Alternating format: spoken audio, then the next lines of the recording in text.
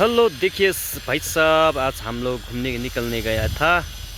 लेकिन देखिए ये स्टेच्यू और ये एजिलिया गार्डन यहाँ ऐसे होता है।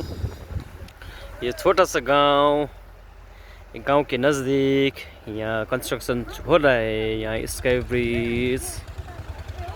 ब्रिज हो रहा है और 1 साल लगेगा यहाँ कंप्लीट होने के लिए। ये नीचे लेक बन जाएगा, छोटा सा लेक। और ये एंट्री गेट, ये फुटपाथ एकदम, इसमें 3 राउंड मार के ये ऊपर स्टेच्यू तक पहुंच जाएगा। ऐसे अभी ये अप्रैल मई में बहुत अच्छा से यहाँ फूल फूला जाता है। यहाँ का सब अच्छा है।